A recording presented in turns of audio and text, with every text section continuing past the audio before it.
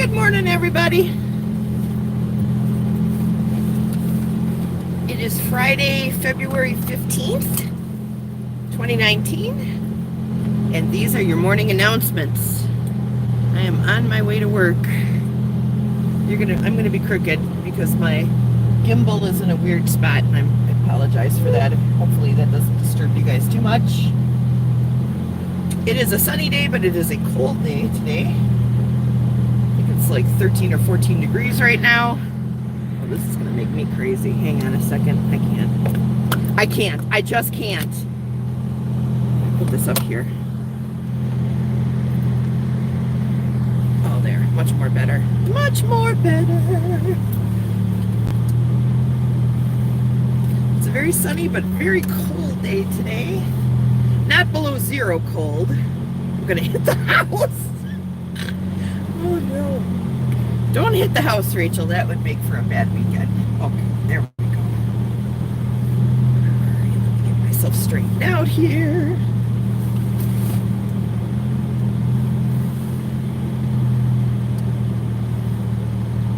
There's no cars coming. No people to run over. Okay, very good. So yeah, it's like 13 degrees, but it's very sunny. Give you guys a look-see. Look at that. Look at all of our snow. We have nowhere. It's taller than the dumpsters.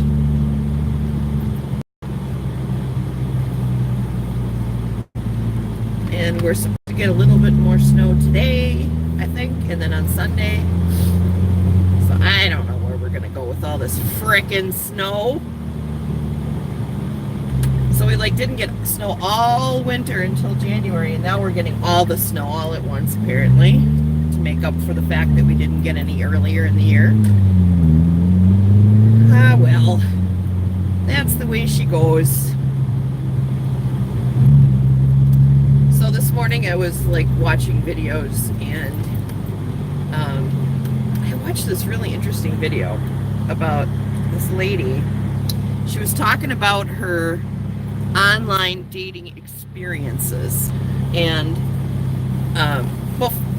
first it started off as her dating experiences in general, where she she lived in Philadelphia, a city of 1.5 million people, and she was having a really hard time finding a compatible guy to date and fall in love with. Her grandma would always tell her that she was being way too picky, and her mom would say that, and her friends would say that, and they're just like, hey, just date around, the right guy will come into your life eventually. But she's a woman of science, and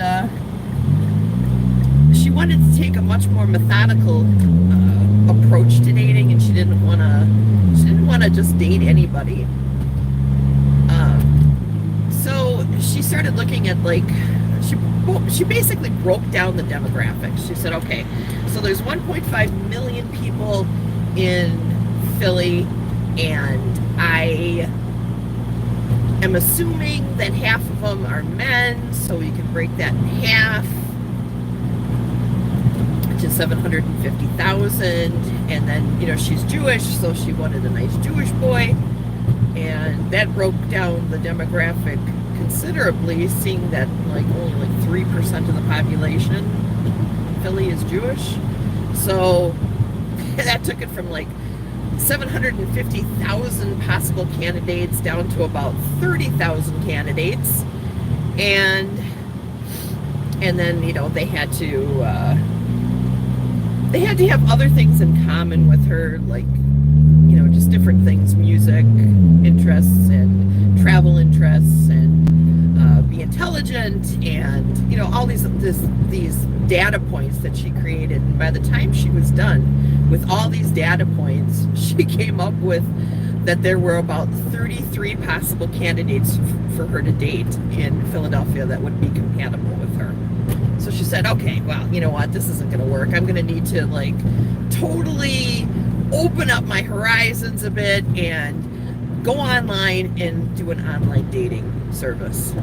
So she went online and she started doing this online dating service, and I've never done one myself, so I'm not 100% sure how they work, but from what she was saying, it sounded like they asked a lot of very superficial questions to help create the algorithm that helps you find your potential perfect mate. And she said that it was like a cosmopolitan survey. That's what she compared it to. She said it was extremely superficial and she didn't see how anything on this particular survey would help her find a mate. So she figured, well, I got to take it upon myself then to make myself look, you know, to put myself out there and let these guys know exactly who I am. So instead of like answering the questions on the survey, she was cut and pasting everything off of her resume and putting it into the questionnaire. So, you know, are you a cat or a dog person? I went to X and X college. You know what I mean? So the questions didn't really match the answers at all. But surprisingly, she did get a few guys that responded to her, but she created a data point system, and she decided that she would not date anyone unless they reached a certain data point number. So when a guy would contact her, she would scour through his profile and assign a particular number of data points to each question. And if they didn't reach at least 700 points, she wouldn't go out on a date with them. So this, as you can imagine, eliminated a lot of guys from her pool of men to choose from.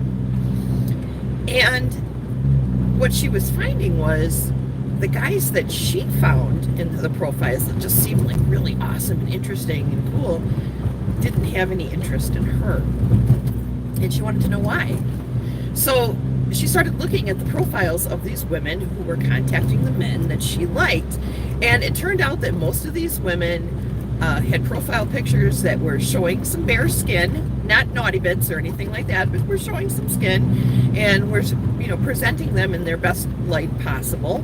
And then she looked at the pictures that she had up online, and they were like of her after a marathon, all sweaty and disheveled.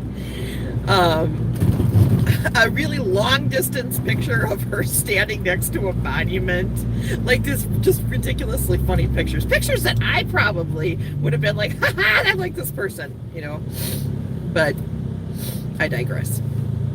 So she went ahead and she like updated her photos. She put more pictures with a little bit of skin and showing her beauty, and she is a very pretty girl. Okay, she's very pretty.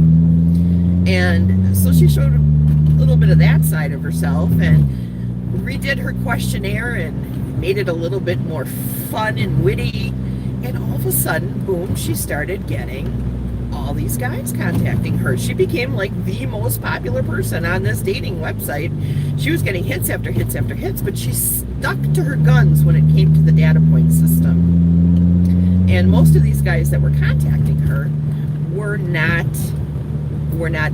on the scale that she was looking for as far as like data points was concerned.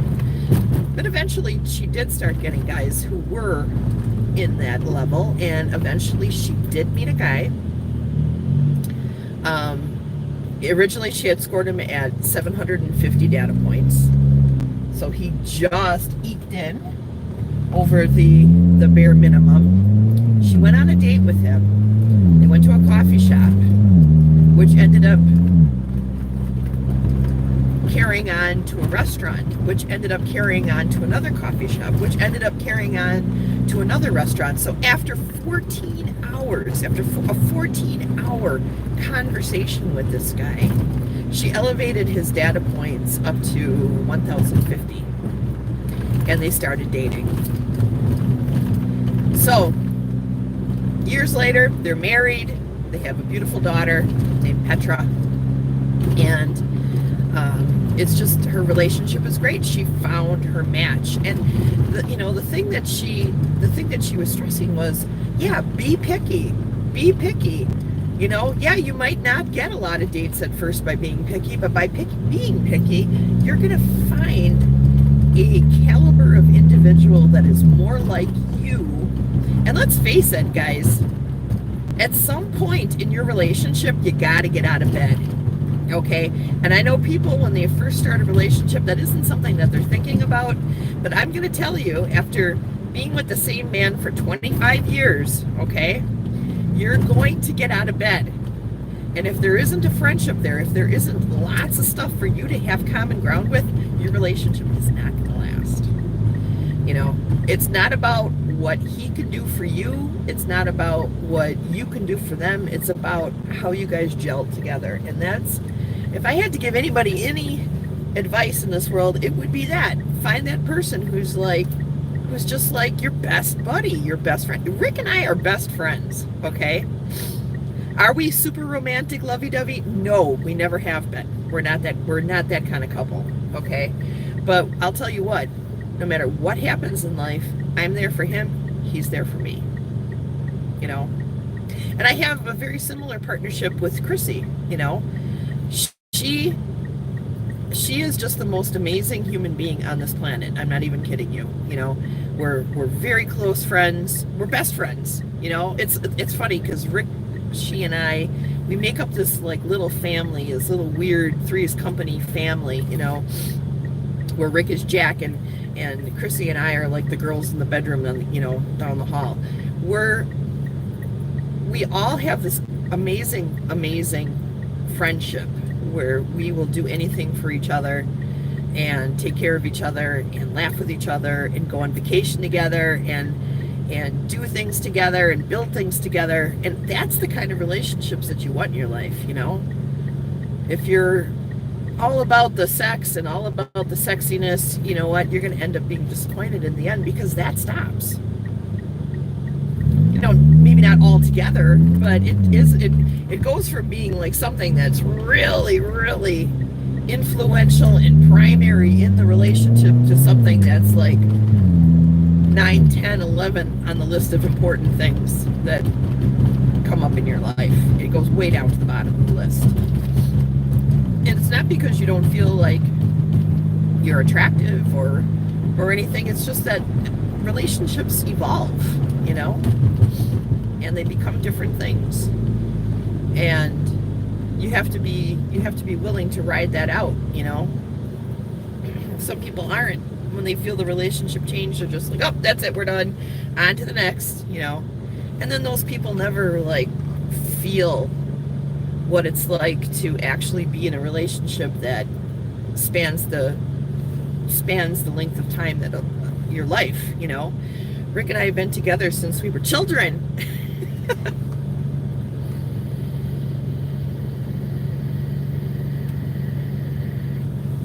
And I don't regret a single moment of it.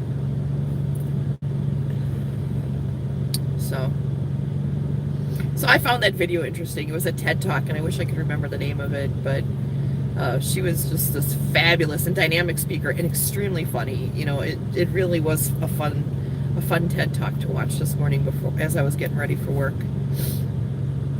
So if you guys don't watch the TED Talks on YouTube, you should. They're very good. They're very interesting. You know, I'm kind of an armchair astronomer, an armchair physicist. You know what I mean? Where I have like this devout curiosity when it comes to physics and math in general and science, and especially when it comes to astronomy and astrophysics. I just eat up everything that I can find on it, and there's so many awesome TED Talks on things that are happening in the universe. And you know, like yesterday, we heard the announcement that the Mars rover Opportunity is no longer functioning, which made me very sad. It made me so sad. It made me sad, but it also made me very grateful, because the science that came out of that little machine that was only supposed to last like 6 months, that ended up lasting 15 years, that machine gave us so much information about Mars that it made it possible for us to start dreaming about going to Mars again. And now Curiosity is up there doing the same thing, gathering tons of data. It's a bigger, better, more robust machine. It's about the size of a car, a small car, like a smart car, 2,000 pounds. It's up there gathering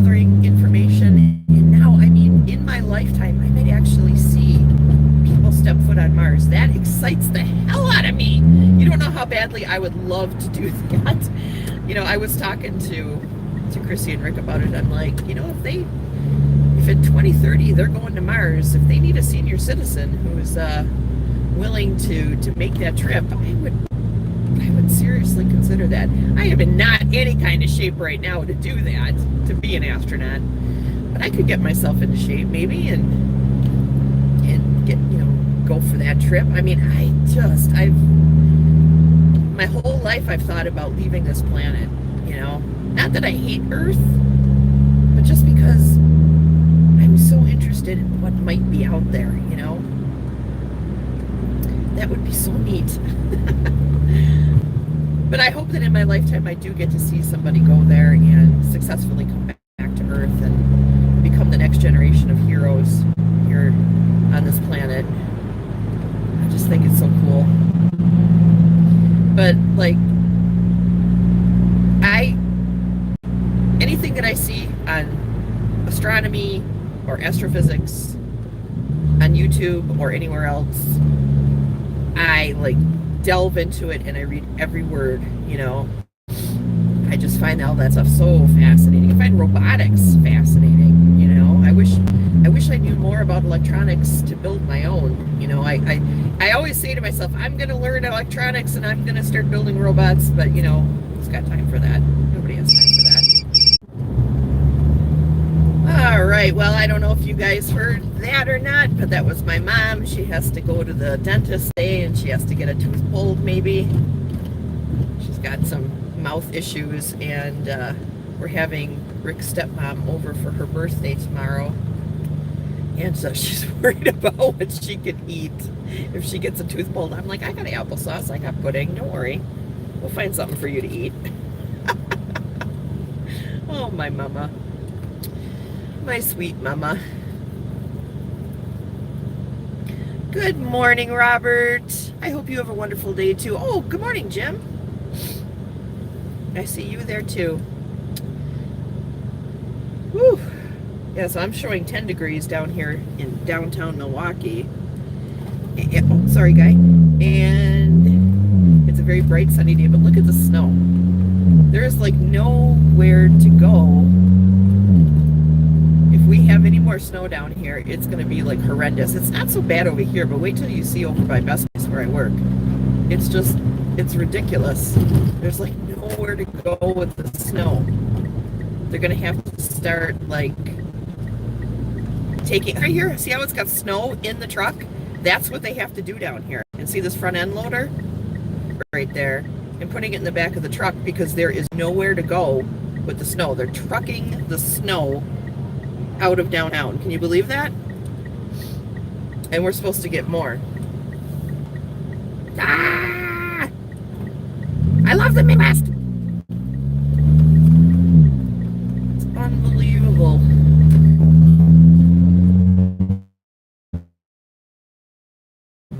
You put it in the lake. They can't though. They can't because we treat our roads